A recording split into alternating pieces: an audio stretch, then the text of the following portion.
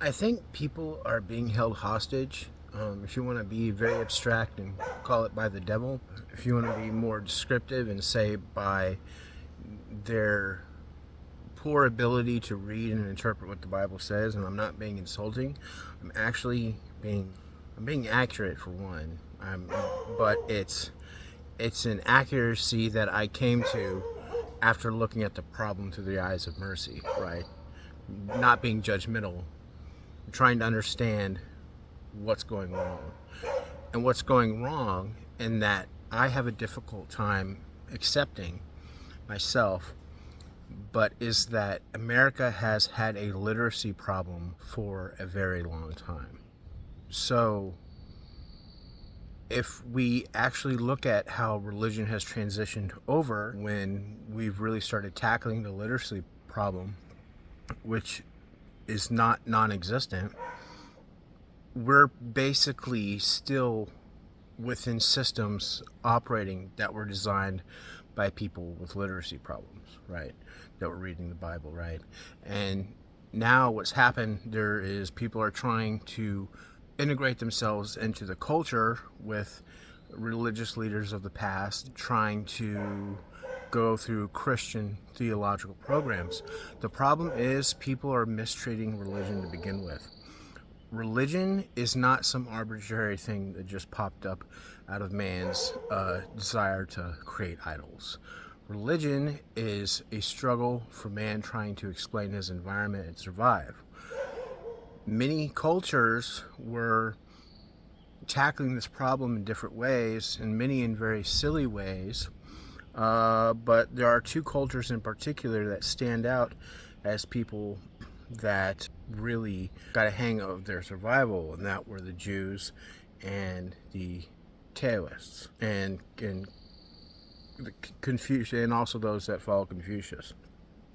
If you look at the two different writings, Lao Tzu's writings sounds a lot like an Old Testament prophet, and in the style of the Apostle Paul.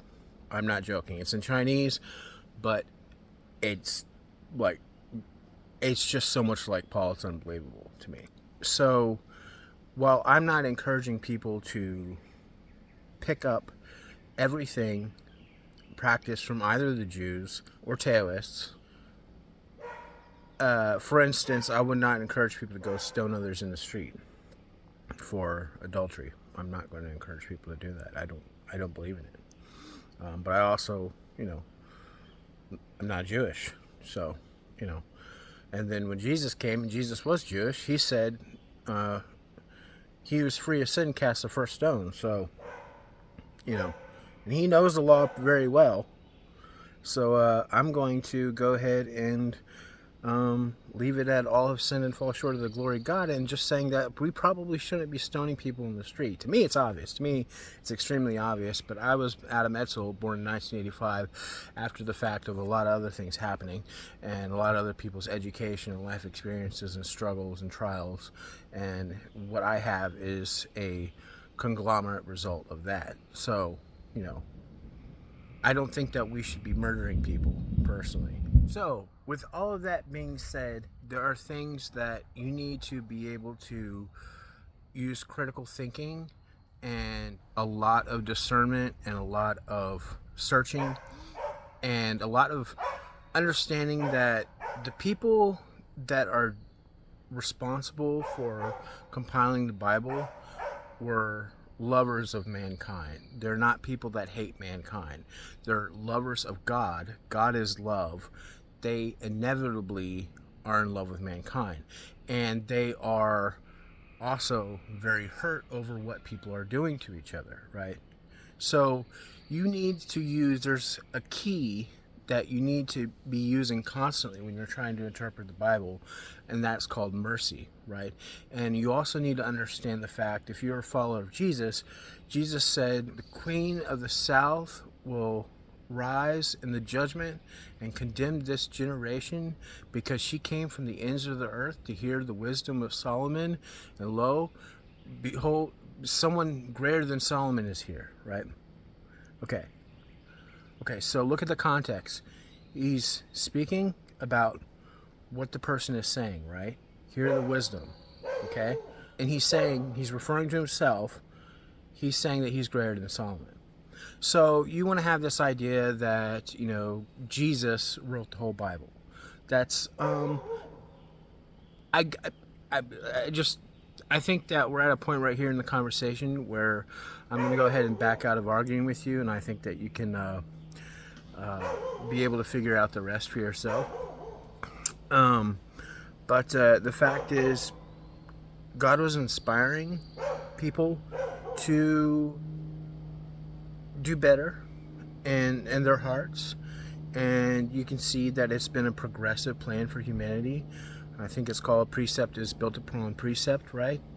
And we're in a battle of principality of powers. And when I was a child, I spake as a child, I reasoned as a child, but when I became a man, I put childish things away. So these things are like really important. I believe in the Bible, man, but you have to look at the whole thing and what people are saying, what actually happened, how are things getting better and why are they getting better, right? If they had everything perfect, they would not need a savior. Why are they looking for a savior to begin with? To me, it's completely wild that 3 wise men found the birth of Jesus through a star, which is quite amazing. Do you realize that you're now going into astrology? That basically you're crossing into religions that Christians often vehemently condemn as witchcraft, right? In your own book. And there are a lot of things crossing with other religions like this. And the problem is that people are not understanding what they're reading, and they're not trying very hard to do better because they're being rewarded by their culture for doing what they're supposed to be doing and believing as the teachers of their society told them to do, who are getting things wrong themselves. Now, with all that being said, we have made significant progress specifically because of the work that Jesus did on earth, okay? The words Jesus said that those who believe in him will do what he says, right? So what did he say to do? He said, bless those that curse you and pray for those that despitefully use you. If someone asks you to go 1 mile with them, go 2. Judge righteous judgment. Do not condemn and you will not be condemned, right? These are instructions, these are practical instructions that you can use in your body and your mind to create movement vectors in your environment, and that you can actively decide, how am I going to react in this situation? Someone's cursing me, I'm going to bless them. It's kind of abstract. Now you break it down into more pieces, and you're studying the person on how to actually bless them the best that you can. That could be a lot of different ways. It could be through giving them an apple pie. It could be through apologizing, giving an apology. It could be through giving them an education. It could be through giving them clothes. It could just be this very raw thing of act of blessing. When I actually read the verse when I was a teenager, I was sitting there reading the Bible, and it said, bless those that curse you. I specifically thought that verse only meant what I just referred to as the holy thing, because I didn't have a name for it, is that, I can emanate a kind of a warmth from my body that makes things lovely around me. I don't know where I picked up this ability. I know that there were a lot of kind of evangelical types in the Worldwide Church of God, sparsely spread throughout there, that were actually doing a good work within that organization I strongly disagree with. And I've had a pastor lay hands on me, and I from a scientific perspective, it seems to me is that we're basically transmitting information, kind of like Wi-Fi. That's what seems to be going on here, because even though these things are considered religious areas, the fact is there's mechanics to how they work, and I try to understand how they work. And I believe that they're basically, my current hypothesis is that they're basically transmitting information from their life experiences that gets re-encoded back into my own neural networks. That's my current hypothesis. To me, it makes the most sense, but I don't have the full scope of the information either. And I still have to go break that down further and test it and actually run experiments to see how that's working, if it's working like that. But so there's a way that you can understand it, and when I didn't have like a lot of experience with the Christians, that's the only thing I thought it meant, and that got me very far doing the holy thing, very far with people, because basically every time somebody's coming at me in hostility, I'm now transmitting information back to them, and they have the good nature. They're receiving my good nature that comes from God, and it is causing a physical transformation in their body where they basically don't want to be hostile anymore. So it works extremely well, and it neutralizes the effect. It's the best advice in engaging in any hostile situation, right? Now, within this Christian culture and the corruption that's occurred and the misunderstandings and how people are going directly against what the Bible says to do, not taking advice, and they seek to be recognized and rewarded by men instead of God, there is something going on in this pharmaceutical area, but you are denying the fact that God is responsible for the people who cared enough to do research into how we can treat our bodies better. And, we are getting very far today. People that have cared very much about people's health have come very far in trying to understand cellular decline, what aging is, and remedying it through solutions that are in the environment. And, the Bible says that God gave in herbs, right? You're supposed to be using herbs. That is scriptural that you can do that, and that is what they are doing, and that they are isolating compounds and plants that aid the regeneration of our cells and supplementing our bodies. So this is God's will, that this should have ever happened, that people are using science to study nature and make people's lives better. And we're coming to a point that we're understanding things that have very dramatic results of keeping people healthy for a very, very, very long time. And I mean a very long time. Okay? So we need to come to some kind of agreement here for people's health, not for their salvation. It's not a one or the other. Well, since we have nutraceuticals now, we're going to go ahead and deny Jesus. We don't need Jesus anymore. You're going to need Jesus for eternity. Why? Because in the beginning was the Word, and the Word was with God, and the Word was God. And going on a few verses, and the Word was made flesh and dwelt among us, and we beheld the glory of the only begotten Son of God, right? Okay, so those words are how we got here. By people, those words being spoken by a man, people practicing those words. It has been 2,000 years, guys. 2,000 years. Do you think people have been doing nothing with their life? Okay? You have one verse to judge Rice's judgment, and you have all of these different disciplines that came out of people doing that and trying to understand the problem that people were having. And this is leaders in psychology, leaders in neuroscience, leaders in sociology, leaders in education. All of this is a representation of judging people with righteous judgment, right? But people are not understanding. They're completely disconnected because of the Christian culture that they worship instead of doing God's word. And you're completely disconnected from the fact that you're trying to apply it to people not following the culture, is what you're doing. Instead of applying it to a very realistic frame of what's happening in our environment, you are judging people because you have excuses for narcissism, is what's going on. Is that you have ways that you can say, you need to do what I say, and I've established myself as a Christian leader, and you're not going to be able to get above me. And this is what I say, and you need to do it. But your entire scope of what you're doing and your understanding is completely corrupted, right? When the actual words are actually referring to more realistic effects in the environment that aid in people's survival. If God's word is not aiding in people's survival, and there are other words that are aiding in people's survival, then those words are going to be greater. But the fact is, these are the words that are aiding people's survival, and you're disconnected from that fact, is what's happening.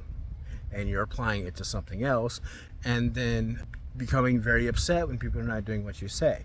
So you need to take care of yourself, right?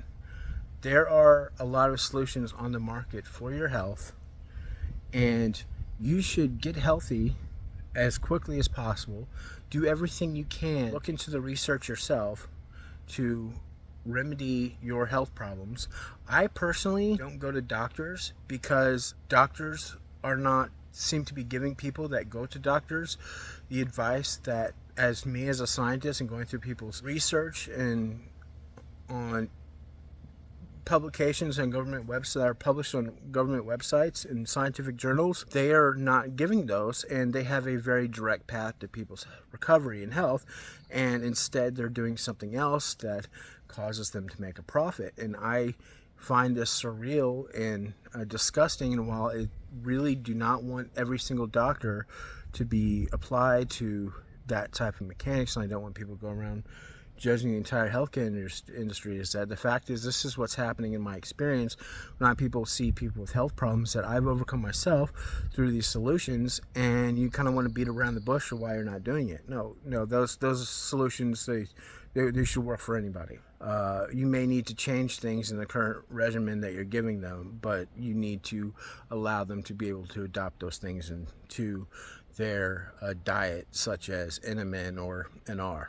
Right? They're on blood thinners, and you need to reduce the blood thinner and introduce NR is what you need to do. So you need to take your health into your own hands, and you need to become a scientist, and you need to go look at the research. And then after you get healthy, then while you're getting healthy, you need to look into what Jesus has been doing for the past 2,000 years. And there have a lot of people that have come in, and they were inspired by the Holy Spirit. They're inspired by God. They got some things right, they got some things wrong. Other people came in. People struggle in their conscience. Some people struggle with the concept of God altogether, but they're simultaneously actually doing what Jesus said. So this is a very complicated situation where it's really important that we keep every word that Jesus is, whether people are able to recognize him or not. We need to keep Jesus, okay? And we can be in a lot better condition as a society if we have an army of people that care about God and that are now on the right track and that are healthy and that are educated, and that this is the culture now. The culture is now that we're going to be the most educated and discerning, critically thinking, loving, kind, generous people on the planet, because you're saying that you follow God. That's very serious. People seem to have turned following God into a kind of something that you can do to make a name for yourself, that you don't have to work as hard as other people or have to grasp the subjects as hard as people. I could go get this pastor in a box package with theologians for the past several hundred years and study what they did and watch some videos and sing some songs and learn how to play guitar, and now you're in this pastor in the box package where you don't actually have to understand what's happening in science, and you don't have to be a scientist, and you have this very easy route to say that you are representing God, when in reality what you're doing is extremely serious, that you're telling people that you represent God, right? They need God in their life. They need help in their life. And if you're not the best of the best and you're saying that you represent God, it looks very strange, but the fact is you may actually mislead people. That's very serious, because now we got more people that are in worse condition possibly than you are, and getting worse and worse and worse, and somebody eventually has to step in here and say, okay, let's look at this situation, let's look at what's going on, and we need to fix it, like I am now, and probably other people have also. So I hope this conversation was useful. Have a good day. Thank you for listening.